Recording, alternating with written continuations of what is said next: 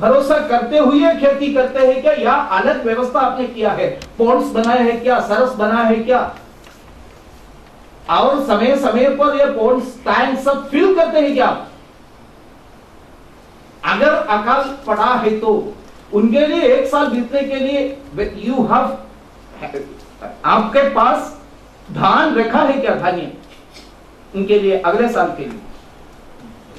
इस दृष्टि में एक और मैंने पत्रकार इस नाते कैसा आम व्यक्ति का जो अपेक्षा पत्रकारों के बारे में, पत्रकारिता के बारे में क्या है, ये सब एकदम सुसंगत रीत्या नारद जी का जो डेफिनेशन में वेदव्यास जी ने बताया है।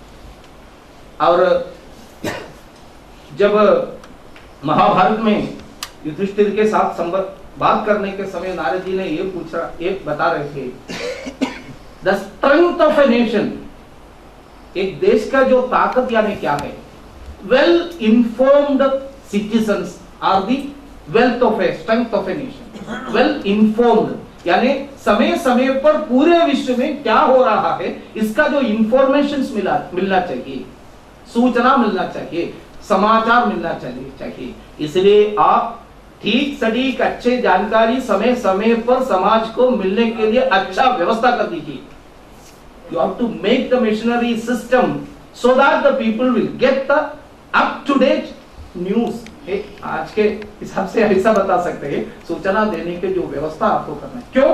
एक समाज जब जानकारी इनको जब मिलता है उस समय ही उस समाज को स्ट्रॉन्ग समाज, शक्ति समाज ऐसा कर सकते हैं। तो मुझे लगता है हमेशा के लिए रिलेवेंट बातें, हमेशा के लिए रिलेवेंट ऐसे बातें श्री नारद जी ने, देवर्षि नारद जी ने जो बताया था, उन्होंने लिखा है।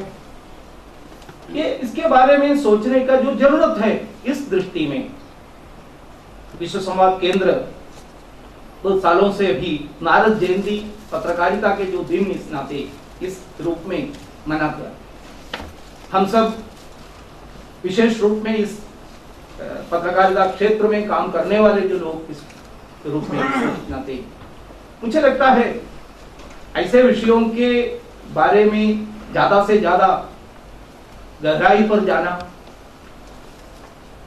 पत्रकारिता संबंधित लोगों को, इसके जो खास तौर पर छात्रों को डेवलपिंग से ऐसे क्या है जनरेशन को इसके बारे में जानकारी देने के जो व्यवस्था करना पड़ेगा। रिसर्च भी होना चाहिए इसके बारे में, सुशासन के दृष्टि में, गुड गवर्नेंस के बारे में उन्होंने जो कुछ बातें बताया, इसके बारे में भी ज्यादा से ज्यादा पढ़ाई, इसमें शोध होना चाहिए। एक प्राउड नेशन, ऐसा एक देश के बारे में, अपना जो राष्ट्र के बारे में गर्व होने के लिए, हमको रिले करने के लिए, हमको आधार ऐसा मानने के लिए हमारे जो इतिहास से, हमारे जो परंपरा से ऐसे फिलॉसफी, ऐसे दर्शन, ऐसे व्यक्तियों के बारे में पढ़ने की जरूरत है। ऐसा मानकर दिन मनाते हैं, जयंती इस रूप में मनाते हैं। इतना समय मेरे जो टूटे फूटे हिंदी सुनकर बैठे ऐसे व्यक्तियों को सब मैं आभार अभी जो व्यक्त कर रहा हूँ। मेरा जो विचार ऐसा, मैंने जो बताया, सुदूर दक्षिण से आने वाले व्यक्ति है, कहता है 1-1.5 साल से केरल के बाहर तो प्रवास कर रहे हैं, ये तो समझ में आया होगा आपका आप सबको। लेकिन फिर नंद कुमार जी ने जब बात हुई तो उन्होंने कहा मैं केरल से हूँ और हिंदी में मुझे थोड़ी सी बोलने में कठिनाई आती है, लेकिन मुझे नहीं लगता कि हमें किसी को कठिनाई आई हो उनको समझने की। तो थोड़े शब्दों में, संक्षेप में, बड़े अच्छे ढंग से नंद कुमार जी ने हमें नारद जी के बारे में, न केवल पत्रकारिता के बारे में अनेक जानकारी हमें दी।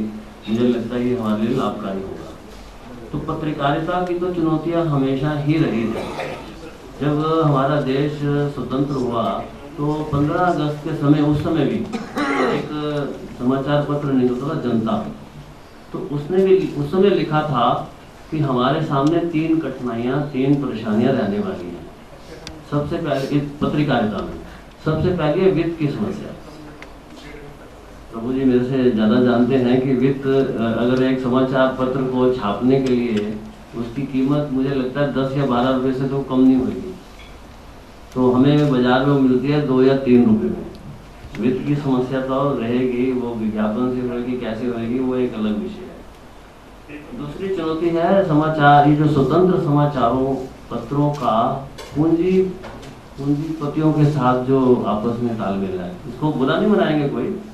जो वस्तुता स्थिति उस समय की थी, ये मेरा कोट नहीं है, 1947 का कोट है कि पूंजीपतियों और स्वतंत्र पत्रकारों के साथ इनका कैसा संबंध है, क्योंकि उनके जो विषय हैं उनके बारे में, उनकी जो कैसे छापना, उनके अनुसार कैसे करना, ये बड़ी भारी समस्या उस समय भी थी।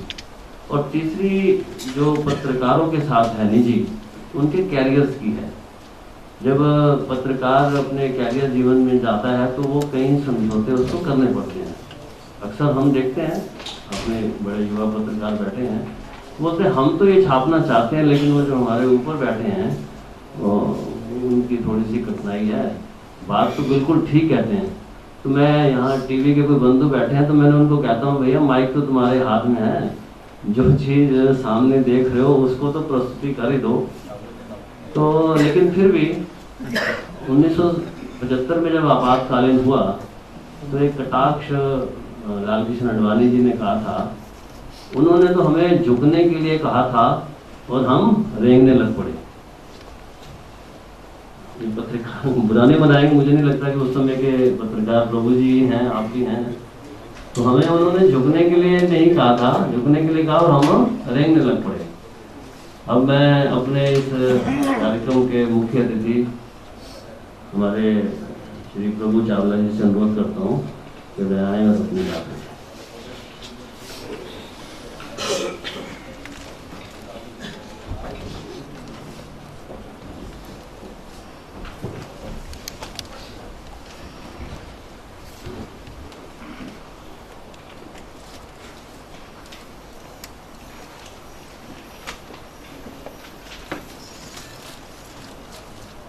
माननीय नंद कुमार जी, मैं जब आप अपने विचार व्यक्त कर रहे थे तो मैं अपने नोट्स कुछ लिख रहा था। 6 पेज तो मैंने बना दिया।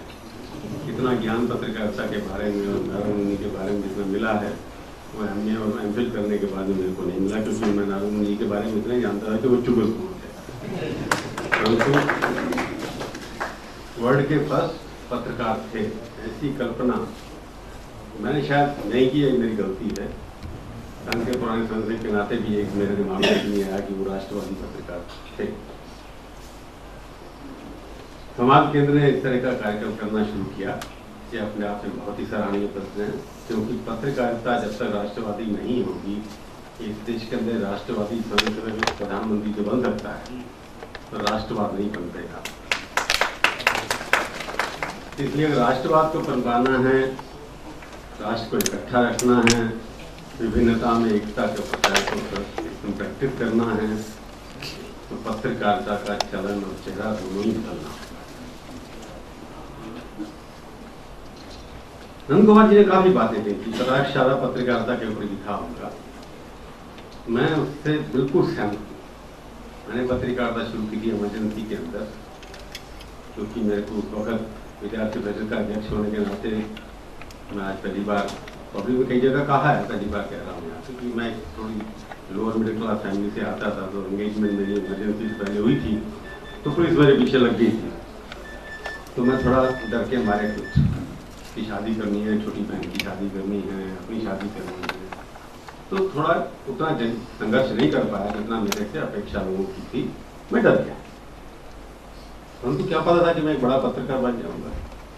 ये घटना एक इंसिडेंटल एक्सीडेंटल पत्रकार जिसको कहते हैं, मैं कोई एक्सीडेंटल प्राइम मिनिस्टर होता है, कोई एक्सीडेंटल मिनिस्टर होता है, मैं एक्सीडेंटल पत्रकार हूँ, जिसके पीछे जिन्होंने कहा कि वित्त वो जरूरी था, क्योंकि मैं जमुना पार हिंदू कॉलोनी में एक रहता था, छोटे घर के अंदर।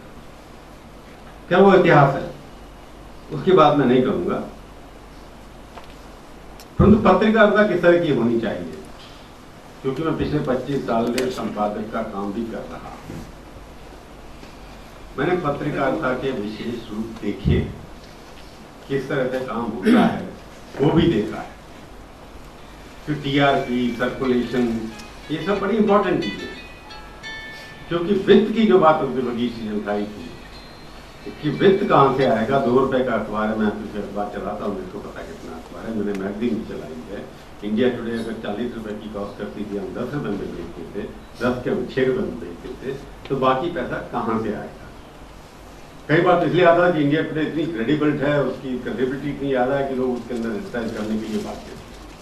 एक समय ऐसा आया कि इतने सारे पत्रिकाएं और खुल गई, इतने सारे अखबार चलने शुरू हो गए कि हम लोगों को जाकर के एडवर्टाइजमेंट मांगने पड़े। अब टाइम्स ऑफ इंडिया की स्थिति ऐसी है कि वहाँ लोग एडवर्टाइज करने की कोशिश करते हैं, वहाँ जगह नहीं मिलती, फिर भी वो कॉम्प्रोमाइज करते हैं कई बार। पर पत्रकारिता करनी है। इन्होंने कुछ सवाल उठाए कि पत्रकारिता आजकल क्या है। इन्होंने अच्छे सवाल उठाए कि पत्रकारिता मैं जो चाहता हूँ, मेरे को जो पढ़ाया गया, जो मैंने समझा कि हमारा काम है 4 तरह के W हैं।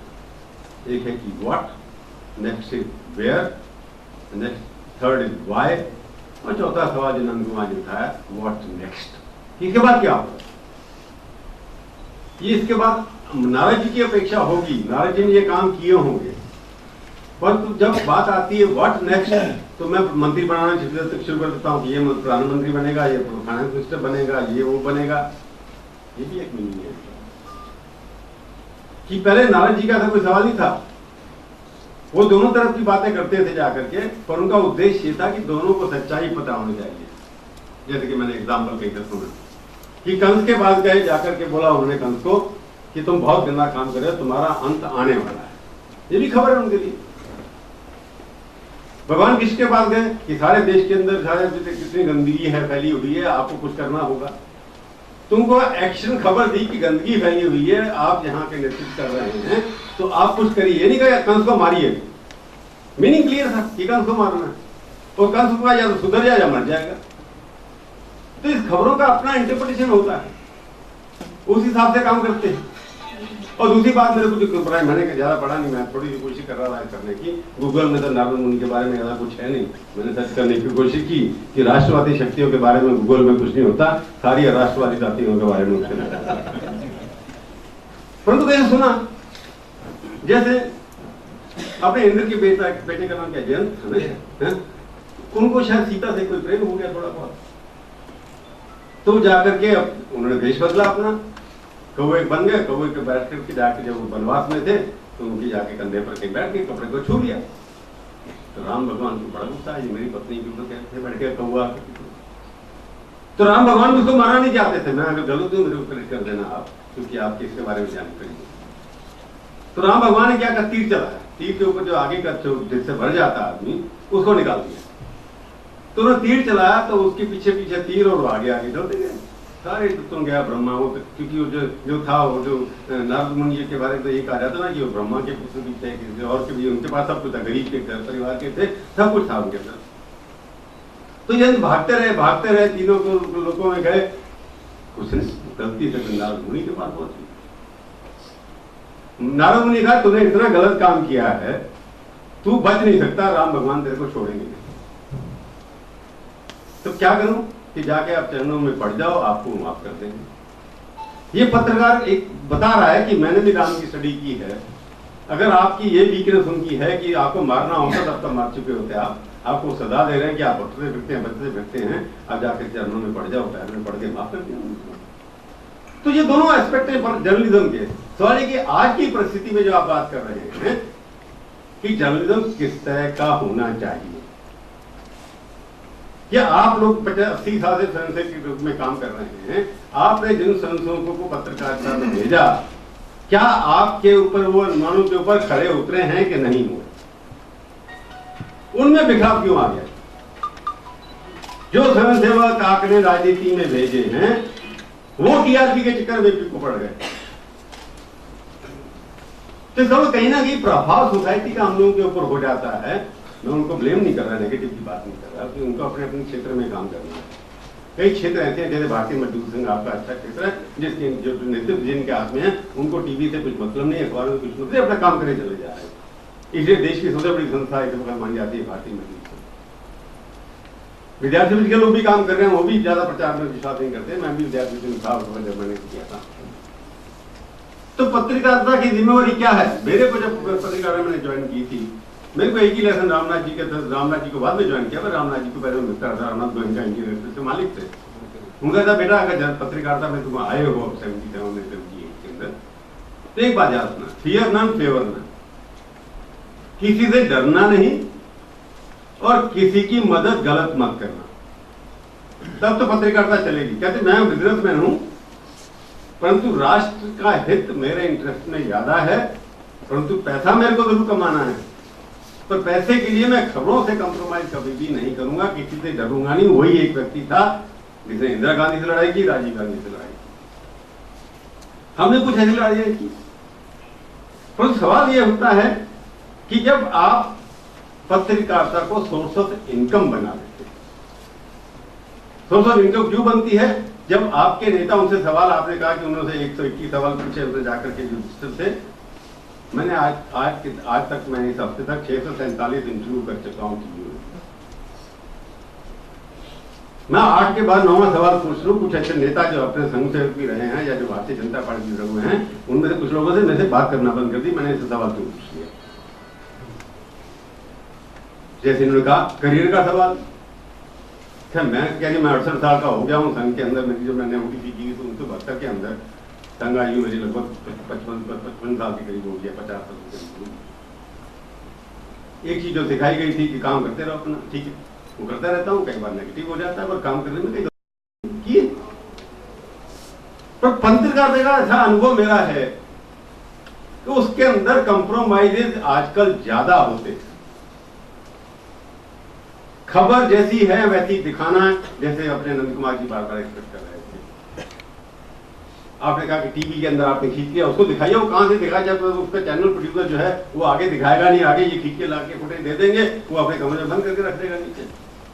मेरे पास खबर लेके आएगा, मैं पढ़ूंगा, उसके बाद मैं ऑर्डर कर दूंगा फिल्म, वो चलाएगा। तो दिल जो डर है, पत्रकारिता का डर, मैं पहले कहता रेस्पेक्ट, मैं अब कहता हूं डर। डर भी होना चाहिए पत्रकारिता का, रेस्पेक्ट भी होना चाहिए।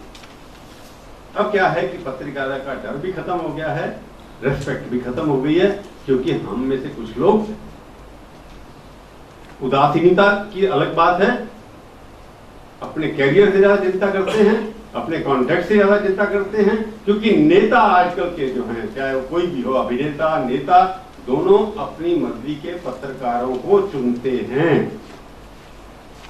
पहले पत्रकार चुनते थे किस नेता का इंटरव्यू करना है, अब नेता चुनता है कि मैंने किस पत्रकार को इंटरव्यू और खबर देनी है। तो उस बेचारे पत्रकार का क्या होगा जिसने आज ज्वाइन किया है? अगर ये फैसला कर ले कि नरेंद्र भाई मेरे को इसको इंटरव्यू नहीं देंगे, उसकी नौकरी वैसे चली जाएगी, या सुषमा जी नहीं देंगी, या राहुल गांधी नहीं देंगे, मैं ऐसे नाम लेता चला जाएगा। मेरे को याद है पत्रकारिता, जॉर्ज वर्गीस जो एडिटर थे, केरला से आते हैं, इनके स्टेट से, हालांकि सेक्युलर है, वो राष्ट्रवादी कम है, पर उनकी बात बताता हूं मैं आपको। इमरजेंसी के अंदर वो एडिटर थे हिंदुस्तान टाइम्स के, पर 74 में बने थे जब जाकर के, मिसेस गांधी विदेश यात्रा पर जा रही थी। मिसेस गांधी ने उनके पीआर जब देखते थे प्रेस के इंफॉर्मेशन, उन्होंने फोन किया एडिटर साहब को कि मिसेस गांधी अब्रॉड जा रही हैं, तो हिंदुस्तान टाइम्स के पत्रकार को लेना चाहती हैं, आप फलाने पत्रकार को उनके साथ भेज दीजिए। जॉर्ज वर्गीस ने कहा कि मैं एडिटर हूं इस अखबार का, मिसेस गांधी को बता दीजिए, जैसे आपके कैबिनेट का मंत्री मैं नहीं चुन सकता, मेरे पत्रकार कौन सा आपके साथ जाएगा, इसका फैसला आपके दफ्तर में नहीं भेजा उन्होंने। फिर इमरजेंसी उनको निकाल दिया गया अखबार। ऐसे कई मैं एग्जाम्पल दे सकता हूं जिसके अंदर जो पूंजी की बात इन्होंने की, आज कोई सा अखबार छोड़ दीजिए, आप टेलीविजन चैनल भी देख लीजिए, सारे के सारे are owned by capitalist, big concerns. 222 channel आज हमारे देश के अंदर हैं, 222 में से 2-4 होंगे जो किसी साधु बाबा के द्वारा होंगे या किसी और गुरु के द्वारा होंगे, सारे के सारे कैपिटलिस्टों ने चलाए होंगे। अब खबर इन्होंने कहा संजय दत्त, और एक तरफ दूसरी तरफ बिल्कुल ही बात कि अगर आर्मी के लोग मर रहे हैं, हमारे देश के अंदर 80,000 लोग मर चुके हैं 1980 लेकर के अभी तक, उसमें कई 10,000 करीब आर्मी के लोग हैं, सबसे ज्यादा लोग आर्मी के कश्मीर के अंदर मारे गए हैं, उसके बारे में चर्चा नहीं करते हैं कि ये सेक्युलरिज्म के खिलाफ है। परंतु क्या हमारे नेता जो स्वयंसेवक जाकर नसवारी के भाई जहां पर बैठ के कह रहा हूं, क्या हमारे स्वयंसेवक जो जाते हैं टीवी चैनल पर कभी कहते हैं कि आप क्यों नहीं दिखाते हैं? संजय दत्त की सपोर्ट की आपने बात की, संजय दत्त का मैं जानता हूं किस तरह से फेल हुई है, उसके पीछे कितने स्वयंसेवक हमारे लगे होते कि उसको बचा लो। तो ये सब आप कह सकते हैं आप पत्रकारिता के, हम भी देखते हैं कि जो स्वयंसेवक आपका स्वयंसेवक जो है उसको सिस्टम के अंदर सपोर्ट उतनी नहीं मिलती आपके लोगों के द्वारा, जो कि अल्टरनेटिव मीडिया खड़ा कर देते। आज हिंदुस्तान के सबसे बड़े अखबार राष्ट्रीय विचारधारा से नहीं चलते बल्कि सेकुलर विचारधारा से चलते हैं। क्यों? आप नहीं खड़ा करता है। मदरलैंड का एक्सपीरियंस यहां पर शुरू हुआ था, ऑर्गेनाइजर आपका भी